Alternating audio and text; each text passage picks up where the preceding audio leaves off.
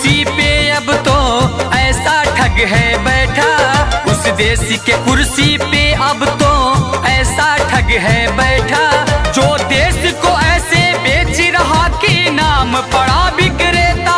वो चाय बेचते बेचते अब बन गया देश विक्रेता। आया देश विक्रेता, देखो आया देश विक्रेता, आया देश विक्रेता, देखो आया देश विक्रेता।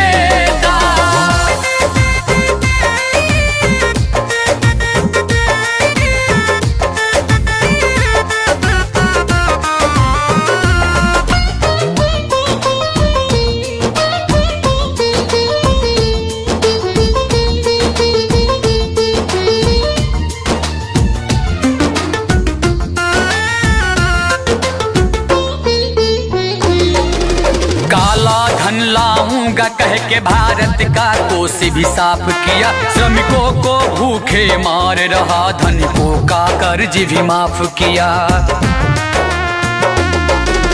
काला धन लाऊंगा कह के भारत का कोष भी साफ किया, श्रमिकों को भूखे मार रहा, धनिकों का कर्ज भी माफ किया, धनिकों का कर्ज भी माफ किया, धनिकों का कर्ज भी माफ किया।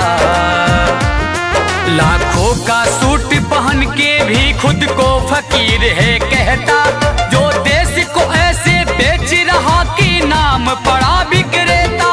वो चाय बेचते बेचते अब बन गया देश विक्रेता।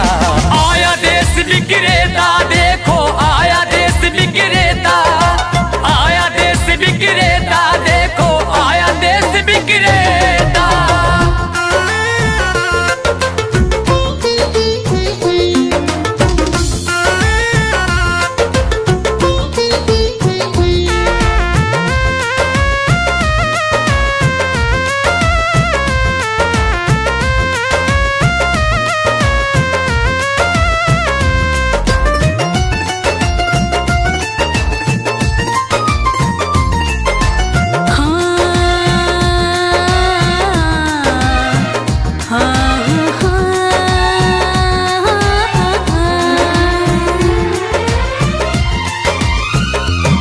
मीडिया तो उसके जूते का कैसा है स्वाद बताती है, जब जब चुनाव हो तब उसको माँ की याद आती है।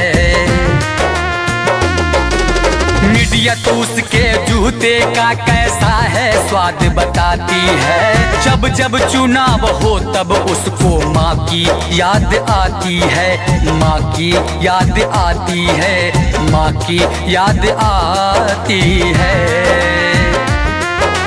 किसी का संग दिल पति है तो वो किसी का मतलबी बेटा, जो देश को ऐसे बेच रहा कि नाम पड़ा विक्रेता। वो चाय बेचते बेचते अब बन गया देश विक्रेता। आया देश विक्रेता, देखो आया देश विक्रेता, आया देश विक्रेता, देखो आया देश विक्रेता। जब भारत अपना बिखरा था तब चंद्रगुप्त ने अखंड किया, फिर अपनी कलम के दम पे उसे भीमराव ने बुलंद किया।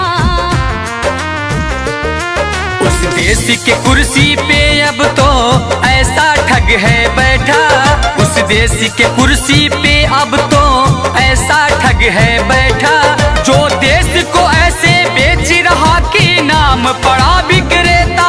वो चाय बेचते बेचते अब बन गया देश विक्रेता।